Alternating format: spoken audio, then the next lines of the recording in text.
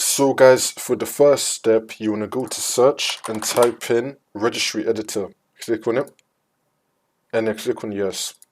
And now this will come up. You can follow everything that I'll be doing up here.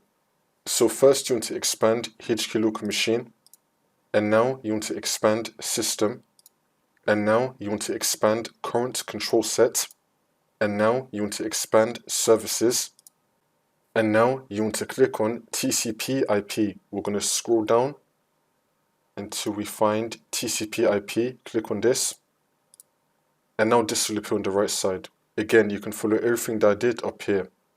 And now once you're on this, you want to right click on the white space and then click on new and then click on multi-string value. Next, you want to double click on it. And now once this comes up, in the value data box, you want to copy and paste. All of this is going to be down below in the description. Highlight it, do Ctrl+C to copy it, come back to here and then do Ctrl+V to paste it and then click on OK. If it says cannot contain empty strings, just click on OK. For the next step, you want to go to search and type in VPN settings. Click on it. And now once you're on this, if you're using a VPN, you want to disable it. You want to turn it off. For the last step, just restart your computer and then the problem should be fixed.